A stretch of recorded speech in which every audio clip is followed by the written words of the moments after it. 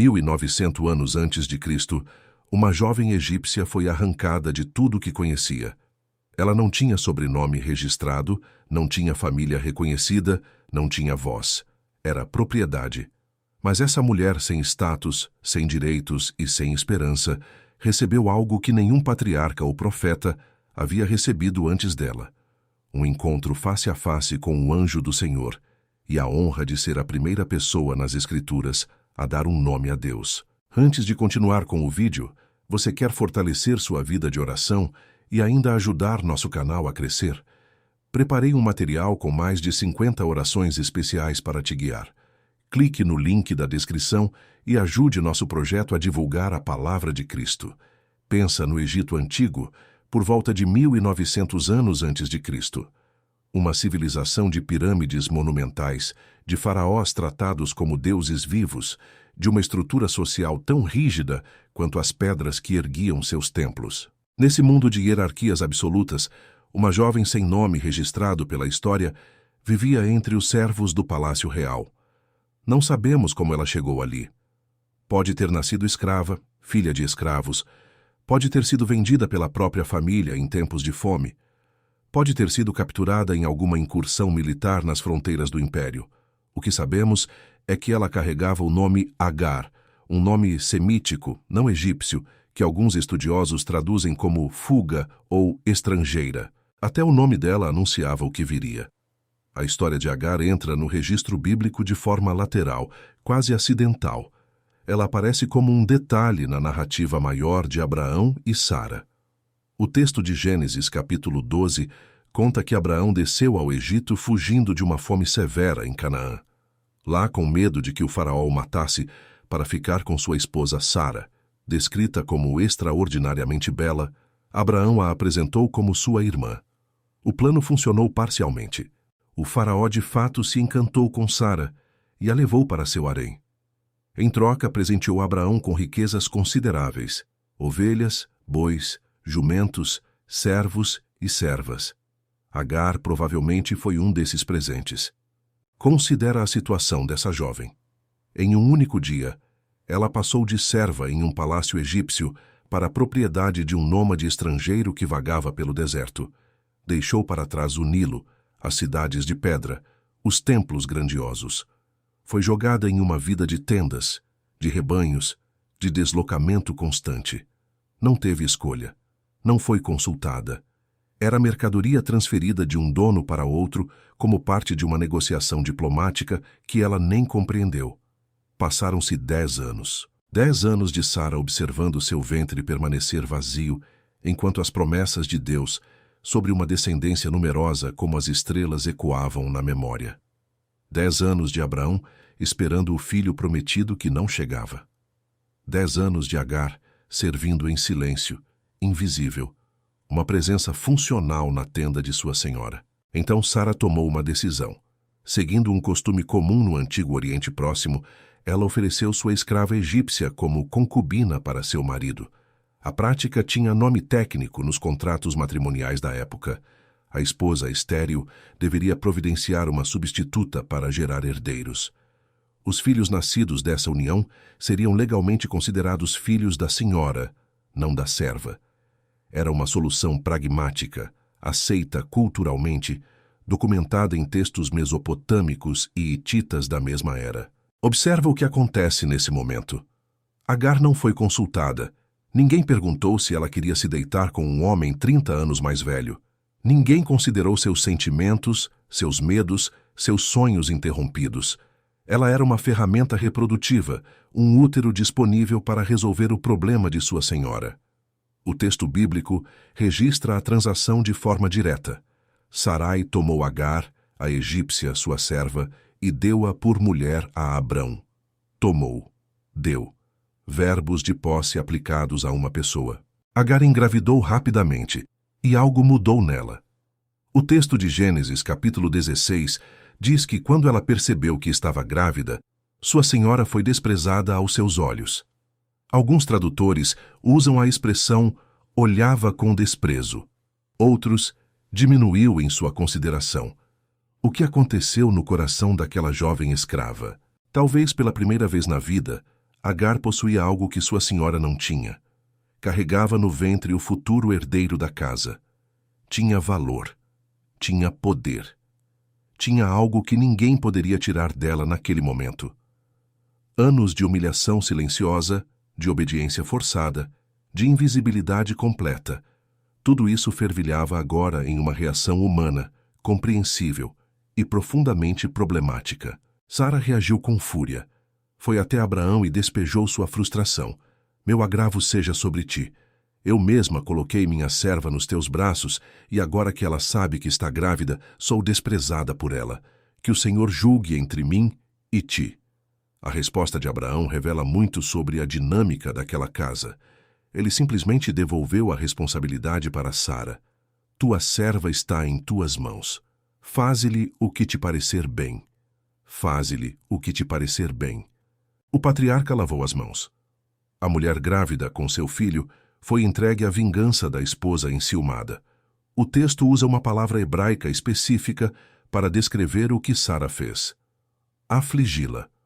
O verbo hebraico aná carrega conotações de opressão, humilhação, tratamento brutal.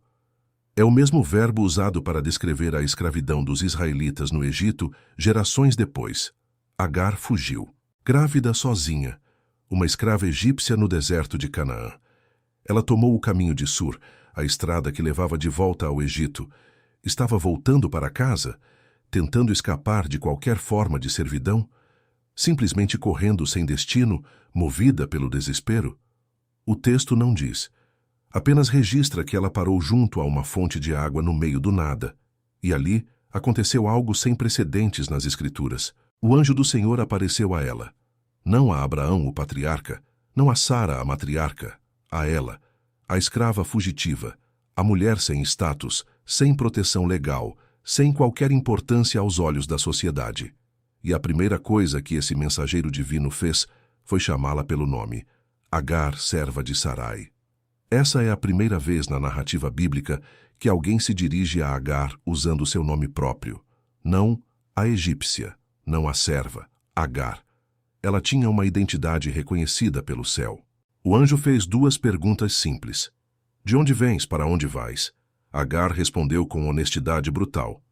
Venho fugida da face de minha senhora Sarai. A ordem que veio a seguir parece dura aos ouvidos modernos. Retorna para tua senhora e humilha-te debaixo das mãos dela. Volte para a opressão. Volte para a humilhação. Volte para a casa onde você não é vista como pessoa. Mas, junto com essa ordem, veio uma promessa extraordinária. O anjo declarou que multiplicaria a descendência de Agar de tal forma que não poderia ser contada. Disse que ela daria à luz um filho e o chamaria Ismael. Deus ouve, porque o Senhor havia ouvido sua aflição. Descreveu o futuro desse filho com imagens de liberdade selvagem. Seria como um jumento bravo, vivendo livre, sua mão contra todos, a mão de todos contra ele, habitando diante da face de todos os seus irmãos. Dimensiona isso. Uma escrava sem direitos recebeu uma promessa de descendência que ecoava as promessas feitas ao próprio Abraão. Uma mulher que a sociedade considerava propriedade descartável ouviu que seu filho seria o início de uma nação. E então, Agar fez algo que nenhum ser humano havia feito antes nas Escrituras. Ela deu um nome a Deus. Tu és o Deus que vê, ela declarou. Em hebraico, El Roi. E acrescentou, será que eu vi aquele que me vê? El Roi. O Deus que vê. Agar, a invisível, a desprezada e a fugitiva, ela nomeou o divino. Reconheceu que no momento de seu maior desamparo, quando nenhum olho humano se importava com ela, havia um olhar que a encontrou. Um Deus que via escravas grávidas chorando no deserto. Um Deus que ouvia o grito silencioso do sem-voz. Ela voltou. Voltou para a casa de Abraão e Sara. Voltou para a servidão. Voltou para a humilhação. Mas voltou diferente. Voltou carregando a certeza de que o Deus que vê estava atento a ela. Ismael nasceu. Abraão tinha 86 anos. Por 13 anos, esse menino foi o único filho do patriarca. Por 13 anos, Agar ocupou uma posição ambígua na casa, escrava, mas mãe do herdeiro. Invisível, mas indispensável. Então Sara engravidou. Contra toda a probabilidade biológica, ela tinha 90 anos. Abraão tinha 100, o filho prometido chegou. Isaque nasceu, e com seu nascimento, a posição de Agar e Ismael mudou dramaticamente. O texto de Gênesis, capítulo 21, registra uma festa de desmame para Isaque. Durante a celebração, Sara viu Ismael, agora um adolescente de cerca de 14 anos, fazendo algo que a perturbou profundamente. A palavra hebraica usada é ambígua. Pode significar rindo, zombando ou brincando. Alguns comentaristas sugerem que Ismael estava ridicularizando o pequeno Isaque. Outros veem apenas brincadeira de irmãos. Qualquer que tenha sido a natureza do gesto, Sara reagiu com uma demanda extrema. Expulsa essa escrava e seu filho, porque o filho dessa escrava não será herdeiro junto com meu filho Isaque. Expulsa. Não manda embora, não liberta, expulsa, como se expulsa um animal indesejado. O texto diz que isso pareceu muito mal aos olhos de Abraão por causa de seu filho. Note, por causa de seu filho, não por causa de Agar, a mulher que carregou Ismael no ventre, que o amamentou, que o criou por 14 anos. Ela permanecia invisível na consideração do patriarca. Mas Deus interveio novamente. Disse a Abraão para atender ao pedido de Sara, garantindo que também de Ismael faria uma grande nação, porque ele era descendente de Abraão. A promessa divina cobria o menino.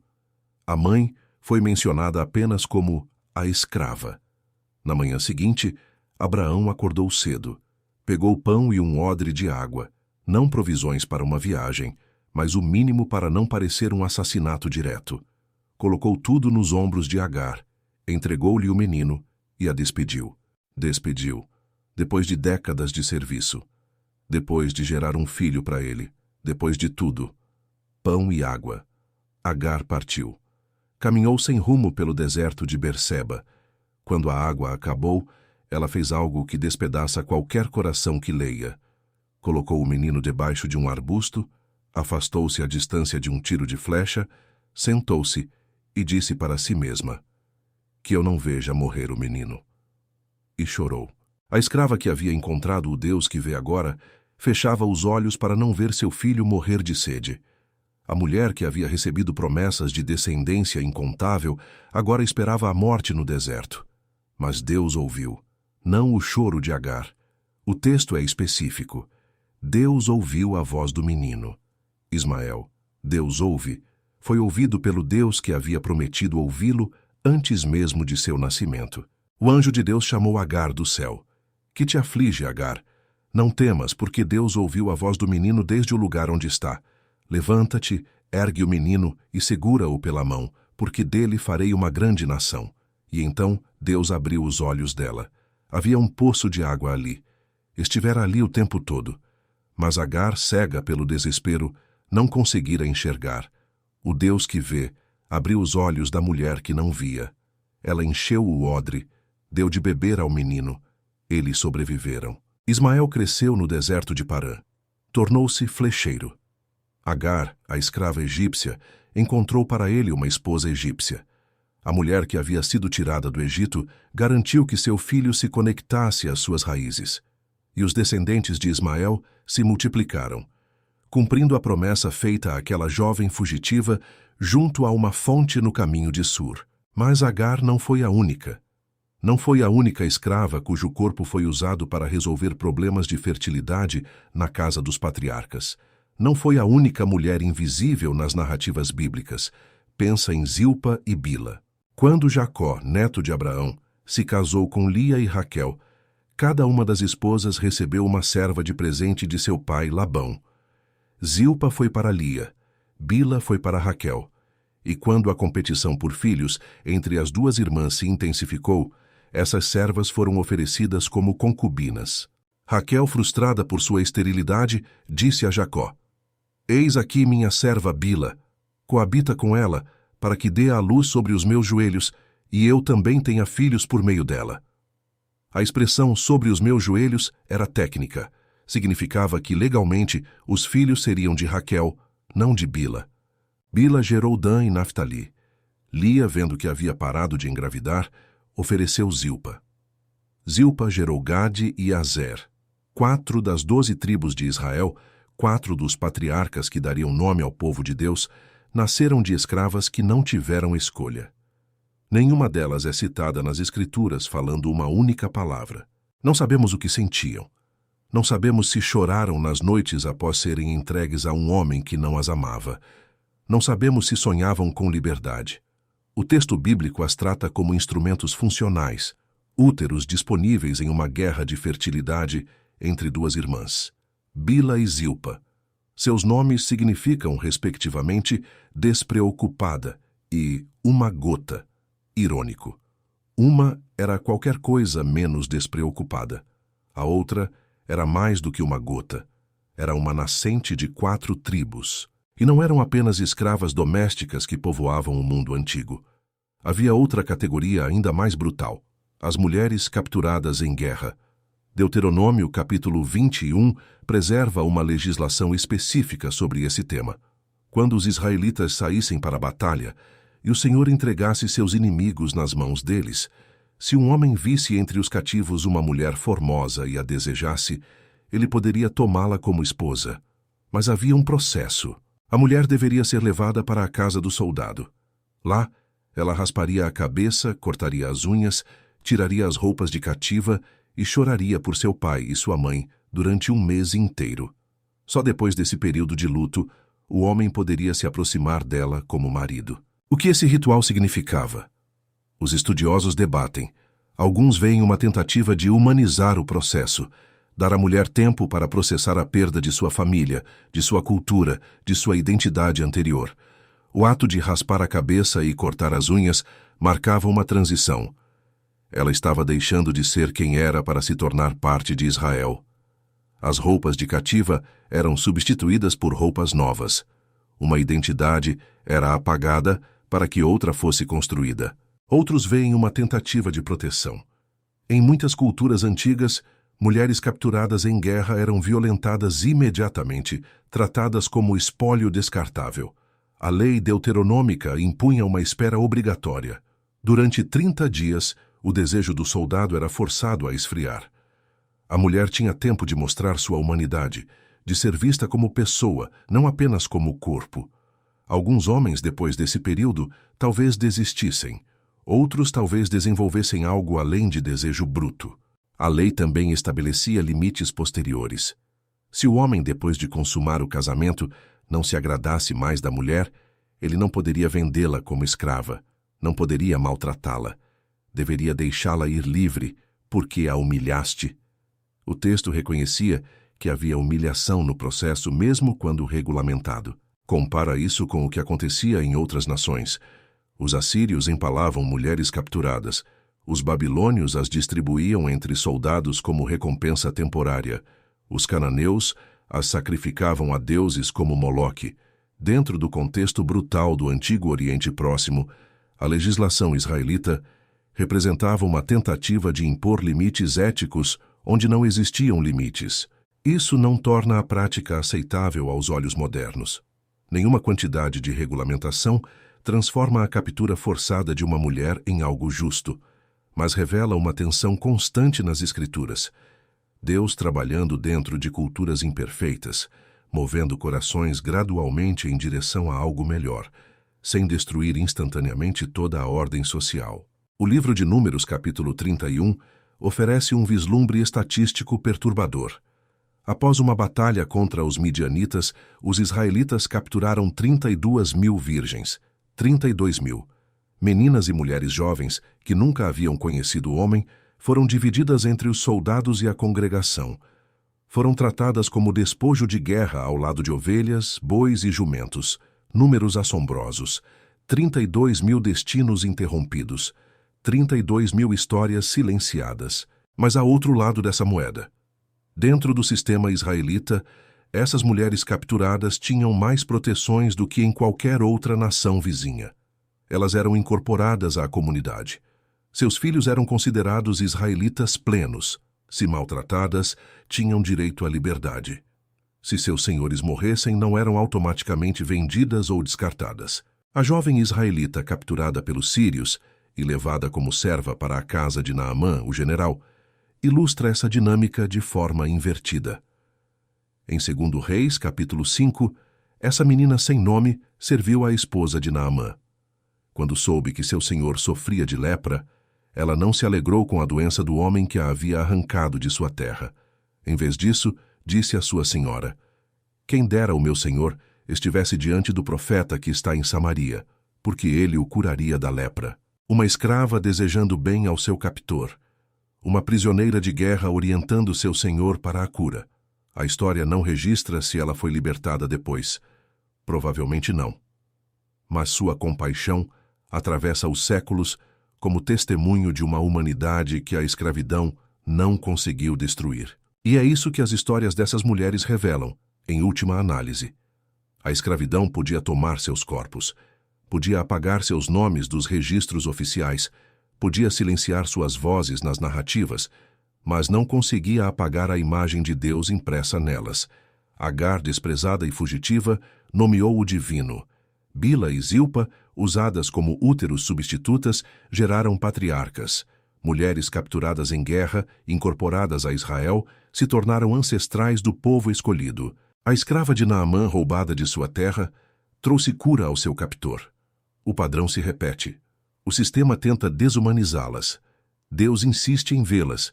E aqui está a virada que transforma tudo. Quando o apóstolo Paulo escreveu aos Gálatas, séculos depois, ele usou justamente a história de Agar e Sara como uma alegoria. Agar, a escrava, representava a aliança do Sinai, a lei que gera a escravidão. Sara, a livre, representava a aliança da promessa, a graça que liberta. Mas que diz a Escritura? Paulo perguntou. Lança fora a escrava e seu filho, porque de modo algum o filho da escrava herdará com o filho da livre. Palavras duras, aparentemente uma confirmação final da rejeição de Agar. Mas observe o que Paulo faz em seguida. Ele declara: nós irmãos somos filhos da promessa como Isaque. A virada é esta: aqueles que estavam escravizados, não pela servidão humana, mas pela lei, pelo pecado, pela impossibilidade de se salvar, são libertados pela promessa. O mesmo Deus que viu Agar no deserto vê toda pessoa escravizada pelo peso de sua própria condição. E Cristo, o descendente prometido de Sara através de Isaque, trouxe liberdade para todos os escravos, de qualquer tipo de escravidão. O Evangelho não domestica essa história, não finge que a escravidão não existiu. Não apaga as lágrimas de Agar, nem o silêncio de Bila e Zilpa, nem o trauma das 32.000 virgens midianitas, mas atravessa essas histórias com uma verdade transformadora. Em Cristo não há escravo nem livre, não há homem nem mulher. Todos são um. Agar morreu no deserto de Parã. Não sabemos quando, não sabemos como. Seu túmulo, se é que teve um, foi engolido pelas areias, mas seu nome permanece nas Escrituras como a primeira pessoa a nomear Deus. El Roi, o Deus que vê, e ele ainda vê. Vê os invisíveis, vê os silenciados, vê os que o mundo trata como propriedade descartável. Onde você olha e não enxerga ninguém, ele está vendo alguém.